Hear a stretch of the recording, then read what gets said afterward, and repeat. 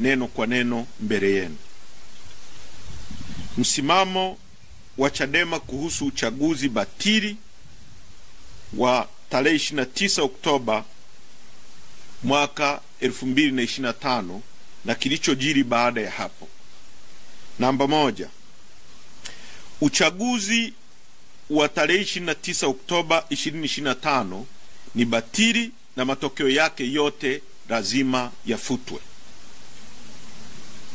Uchaguzi mzima wa urais, ubunge na udiwani ni batili na hauna uhalali wowote kwa sababu ulifanyika chini ya ukiukwaji mkubwa wa sheria, haki na misingi ya demokrasia.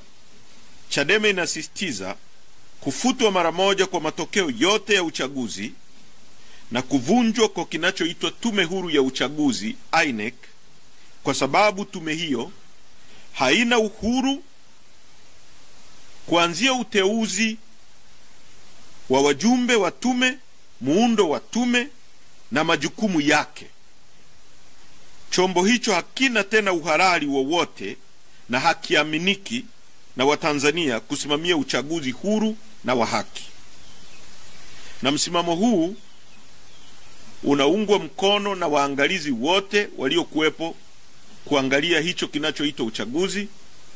Umoja wa Afrika, Jumuiya ya Umoja wa Afrika imesema kwamba uchaguzi haukuwa huru, haki wala credible. SADC imesema hivyo hivyo, Umoja wa Ulaya na Marekani. Namba 2. Samia Suluhu Hassan ni mtawala asiye halali, kwa mabano illegitimate self-imposed ruler. Samia Suluhu Hassan hakupata ridhaa ya wananchi ambao ndio msingi wa mamlaka yote, na serikali yake ni haramu na dhalimu kwa sababu ni matokeo ya uchaguzi ulionajisika. Uongozi wake unategemea mabavu, ukandamizaji na uhalifu wa kisiasa.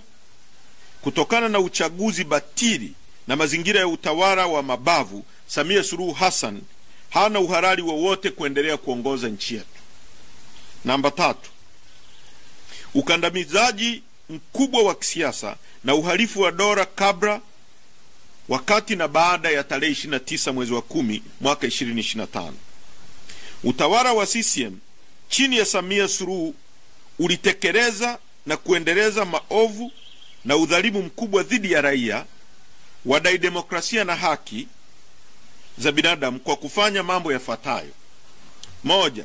Kukamatwa kwa mwenyekiti wa chama taifa ndugu Tundu Antipas Lissu na kufunguliwa kesi ya uongo ya uhaini. 2. Chadema kuzuiwa kufanya shughuli zake halali za kisiasa kinyume na katiba ya Jamhuri ya Muungano wa Tanzania na sheria za nchi, pamoja na kufungiwa akaunti zake zote za benki na chama kuzuiwa kutumia mali zake. 3.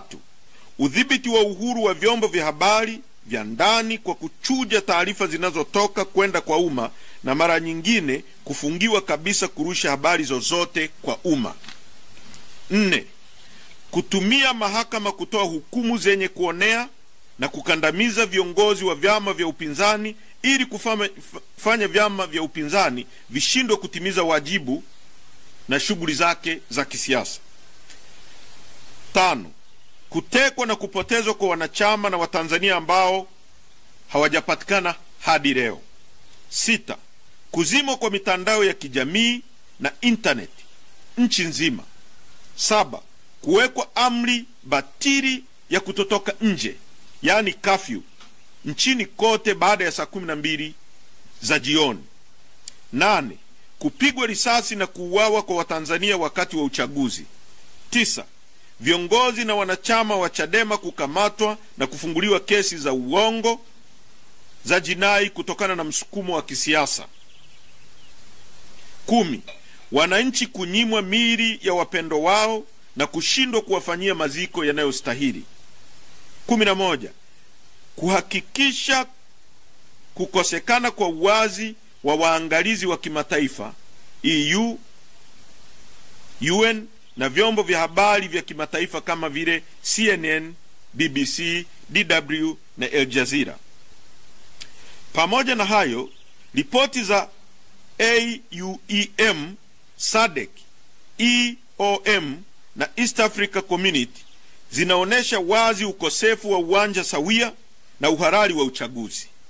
Mambo yote haya yaliainishwa hapo juu yanaimarisha msimamo wa Chadema kuendelea kudai mabadiliko makubwa ya kikatiba, kisheria na kitaasisi ili hatimaye Tanzania iweze kuendesha shughuli zilizo huru, chaguzi zilizo huru, za haki na zinazoaminika mbele ya macho ya Watanzania na jumuiya za kimataifa kwa ujumla. Ili kufanikisha hayo, Chadema tunataka mambo yafuatayo: moja, mabadiliko makubwa ya kisheria na ya kiuendeshaji ya ofisi ya msajili wa vyama vya siasa. Mbili, mabadiliko makubwa kwenye mfumo wa mahakama za Tanzania ili ziweze kutoa haki bila upendeleo. Pointi namba 4, mauaji ya halaiki, utekaji, kupotezwa na ukatili mkubwa uliofanywa na serikali. Baada na kabla ya kinachoitwa uchaguzi, Tanzania na dunia kwa ujumla ilishuhudia mambo yafuatayo: moja, mauaji ya halaiki ya zaidi ya watu 2,000 na majeruhi zaidi ya 5,000 kwa muda wa wiki moja tu. Kuongezeka kwa wakimbizi wa ndani na nje ya nchi. Tatu, utekaji na upotezaji wa mamia ya raia, abduction and enforced disappearance. Tano, mateso ya kikatili, ubakaji na mauaji ya kinyama yaliyotekelezwa na maafisa wa vyombo vya ulinzi na usalama. Tano, ushiriki wa vyombo vya ulinzi na usalama kufanya matendo ya kihalifu dhidi ya binadamu, ikiwemo mauaji ya raia, uporaji wa mali binafsi za watu na ukamataji holela ulioendana na utesaji.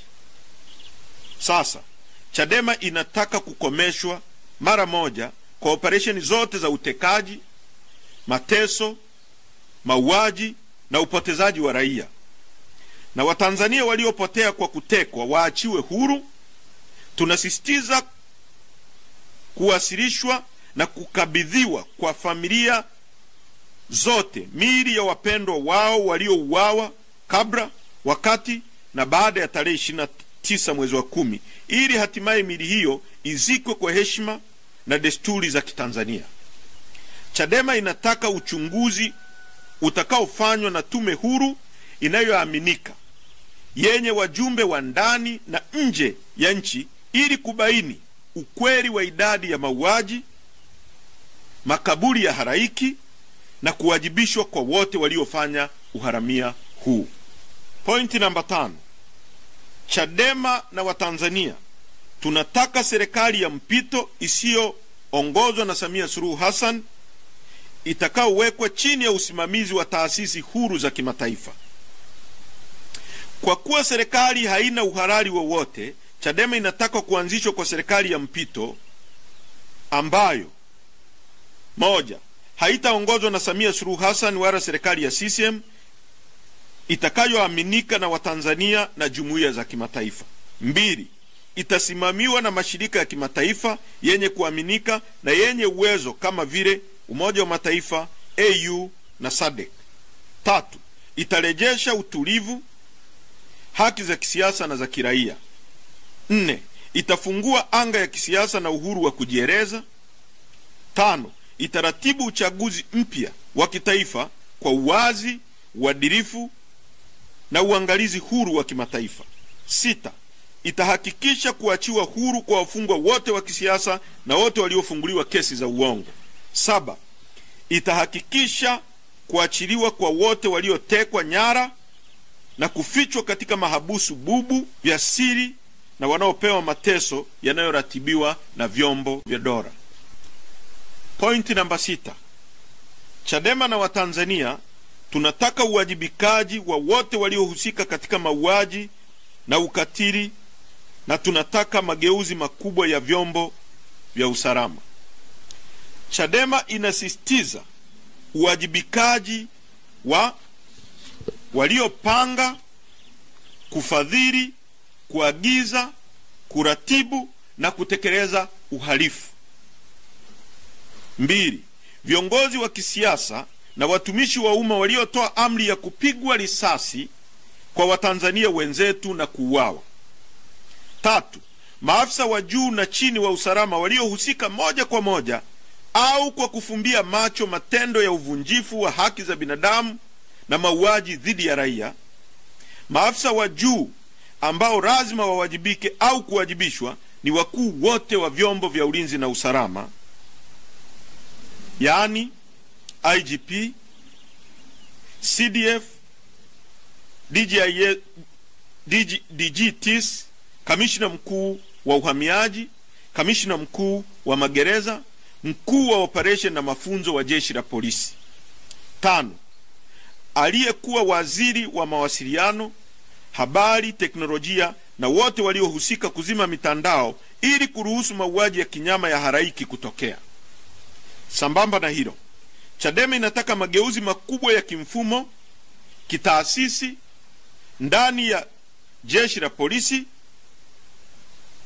na vyombo vyote vya ulinzi na usalama vya nchi yetu. Hii inajumuisha kuwa na chombo cha kuvimulika vyombo hivi vyote, yani oversight body. Point namba 7. Fidia kwa familia zilizopoteza wapendo wao na wananchi waliopoteza viungo vya miili yao. Msimamo wetu mwingine ni kwamba kila familia iliyopoteza mwanafamilia au raia yoyote aliyepoteza viungo lazima alipwe fidia. Fidia hii si malipo ya kawaida, bali ni hatua ya kutambua kwamba dola ilihusika katika mauaji kimataifa, kufuatilia matendo ya kihalifu yaliyo kwa kutumia vyombo vya dola, na tunatoa wito kwa jumuiya za kimataifa kuwawekea vikwazo wote waliohusika kupanga, kutekeleza uharamia huu wa uhalifu dhidi ya binadamu. Wote wa uhalifu dhidi ya binadamu wanapaswa kuwekewa vikwazo vya kutosafiri nje ya nchi, wao na familia zao. 2. Fedha zinazoletwa kwa nchi zisipelekwe kwa serikali, isipokuwa ziende moja kwa moja kwenye asasi za kiraia ili ziweze kutumika kusaidia wananchi kupata huduma ikiwemo madawa na huduma nyingine. Kwa mchakato shirikishi wa mabadiliko ya katiba ulioongozwa na tume ya Jaji Joseph Sinde Warioba. Namba 9. Chadema inaiomba jumuiya ya kimataifa kufuatilia matendo ya kihalifu yaliyofanywa na serikali ya Tanzania iliyo haramu na dhalimu kwa kutumia vyombo vya dola, na tunatoa wito kwa jumuiya za kimataifa kuwawekea vikwazo wote waliohusika kupanga, kutekeleza uharamia huu wa uhalifu dhidi ya binadamu kama ifuatavyo. 1. Wahusika wote wa uhalifu dhidi ya binadamu wanapaswa kuwekewa vikwazo vya kutosafiri nje ya nchi, wao na familia zao. 2. Fedha zinazoletwa kwa nchi zisipelekwe kwa serikali, isipokuwa ziende moja kwa moja kwenye asasi za kiraia ili ziweze kutumika kusaidia wananchi kupata huduma ikiwemo madawa na huduma nyingine. 3. Vikwazo kwa kuzuia Tanzania kuuziwa silaha, kwa sababu silaha hizo zinatumika kuua wananchi wasio na silaha wanaodai uwepo wa utawala wa sheria, wananchi wanaotaka utawala unaozingatia misingi ya haki, wananchi wanaotaka uchaguzi huru na haki, na Watanzania wanaopinga vitendo vya Watanzania wenzao kutekwa, kupotezwa na kuuawa na vyombo vya dola. Namba 10. Kwa kuwa chama kimezuiliwa kufanya shughuli zake za kisiasa kwa amri iliyotolewa na mahakama yenye lengo la kuingilia uhuru wa kisiasa wa kufanya shughuli kwa mujibu wa katiba ya nchi yetu, na kwa kuwa chama kinatambua kuwa serikali hii ni haramu iliyopatikana kwa gharama ya damu za raia wasio na hatia, na haina uhalali mbele ya umma, Chadema inatoa maelekezo kwa viongozi, wanachama, wafuasi na wananchi wote wanaopenda haki kutotoa ushirikiano kwa kiongozi yoyote wa serikali hii haramu. Inaelekeza viongozi na wanachama wake kutojiingiza kwenye vikao na mazungumzo yoyote na viongozi wa serikali hii haramu wanaotumia njia hizo ili kutafuta uhalali wa kisiasa ambao hawana, kwa sababu hawajachaguliwa na hawana ridhaa ya umma. 11. Chadema inaunga mkono madai ya haki ya makundi yote ya Watanzania ambayo yamekuwa yakitolewa kwa njia mbalimbali. Tunaunga mkono vijana wa Tanzania, Gen Z, viongozi wa dini, wanaharakati na makundi yote katika jamii kuwa nchi hii inahitaji katiba mpya ambayo itatoa suluhisho kwenye matatizo ya muda mrefu ya mifumo ya uchaguzi.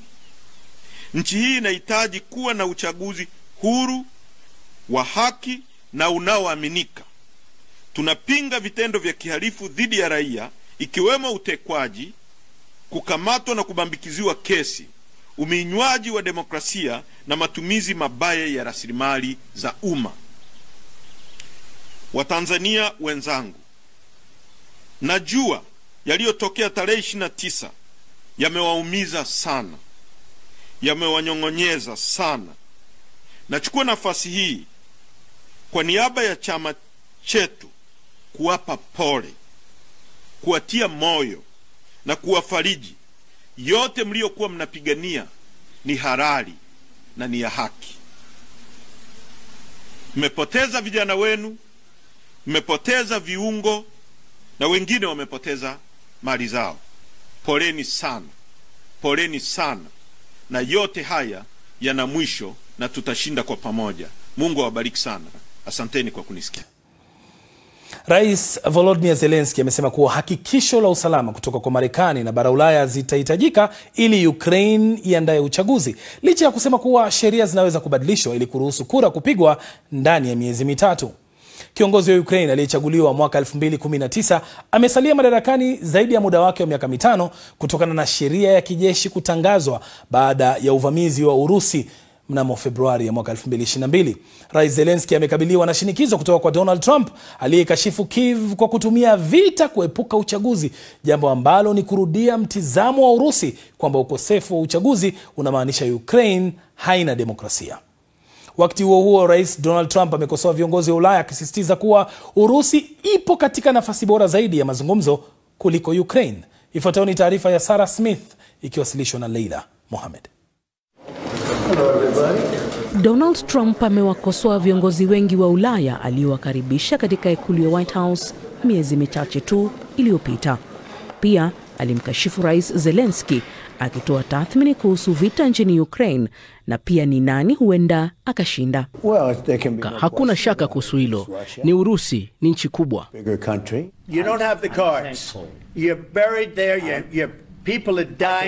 Msimamo wa Trump haujabadilika sana katika muda wa miezi 8. Bado anaonekana ameghadhabishwa na kiongozi wa Ukraine anayesema anatakiwa kukubali mapendekezo ya Marekani kuwa Urusi inashinda vita hivyo. Urusi ina nafasi nzuri zaidi na imekuwa hivyo kawaida na ina nguvu zaidi. Na waelewa Ukraine na watu wake pia. Na tunapongeza jeshi la Ukraine kwa ujasiri wao na mapambano yao yote hayo. Lakini wajua wakati fulani ukubwa huamua ushindi wa kawaida. At some point size will win generally. Thank you very much. Rais Zelensky alikutana na Papa Mtakatifu katika ziara yake nchini Italia hapo jana anapotafuta uungwaji mkono barani Ulaya. Akijibu malalamishi ya Donald Trump ya kuwa anatumia vita hivyo kuepuka uchaguzi, amesema ataandaa uchaguzi hivi karibuni na ataelezea kuhusiana na mapendekezo ya Marekani ya hivi karibuni. Rais Trump alidharau juhudi za Ulaya za kujaribu kutatua vita nchini Ukraine na jinsi wanavyoendesha mataifa hayo, akidai kwamba bila mabadiliko katika sera za mipaka, baadhi ya nchi zao hazitakuwa endelevu tena. Lakini mataifa mengi ya Ulaya yanaoza. You can imagine some leaders in Europe are... Unaweza kufikiria baadhi ya viongozi barani Ulaya wameshtushwa kidogo na msimamo wako. They should be freaked out by what they're doing to their countries. Wanapaswa kushtuka kwa yale wanayoyafanya kwa nchi zao. Tazama, ni watu ninawapenda. Naelewana nao. Unajua hilo kwamba naelewana nao, lakini hawawezi kuruhusu hili litokee, na itafika hatua ambapo huwezi tena kurekebisha hali hii. Hotuba ya uchochezi kutoka kwa Rais Trump si jambo geni. Inaweza kuwa kosa kuipuuza tu kama maneno matupu. Huenda si mwanadiplomasia sana, lakini anatuambia hasa anachofikiri.